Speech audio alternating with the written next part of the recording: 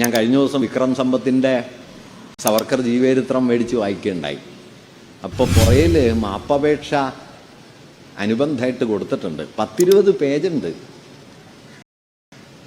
7-8 മാപ്പുകളുണ്ട്. ഭാര്യ എഴുതിയത്, കുടുംബക്കാരെഴുതിയത്, മൂപ്പരായിട്ട് തന്നെ എഴുതിയത്. വായിച്ചപ്പോൾ എനിക്ക് തോന്നിയത് ഇത് വായിച്ച് മടുത്തിട്ടായിരിക്കും മൂപ്പരെ വിട്ടത് എന്നാണ്. കാരണം അത്രയും മാപ്പുണ്ട്, ഇത് അവസാനിക്കുന്നില്ല.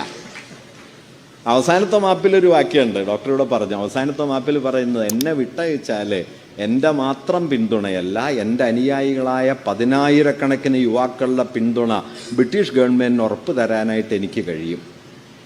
ഇയാളാണ് കേട്ടോ നാളെ ഭാരതരത്നാവാൻ പോകുന്നത്. ഗാന്ധി വധക്കേസിൽ 9ാം പ്രതിയാണ്. ദിഗംബർ ബാഡ്ഗെയും ശങ്കർ കിസ്തായിയും അതുപോലെ തന്നെ നാരായൺ ആപ്തെയും ഗോപാൽ ഗോഡ്സെയും നാഥുറാം ഗോഡ്സെയും ഒക്കെ ഗാന്ധി വധത്തിന് ഒരാഴ്ച മുമ്പ് ഇദ്ദേഹത്തെ പോയി കണ്ടു വരുന്നുണ്ട്. വിജയിച്ചു വരുമെന്ന് അനുഗ്രഹമുണ്ട്. ആ അനുഗ്രഹത്തിൻ്റെ നടപ്പിലാവല അയാളാണ്. PM ഗോപികൃഷ്ണൻ ഗോഡ്സെയെക്കുറിച്ച് എഴുതിയൊരു വാക്യമുണ്ട്, സവർക്കറുടെ തോക്കിൽ നിന്ന് പുറപ്പെട്ട വെടിയുണ്ടയാണ് ഗോഡ്സെ.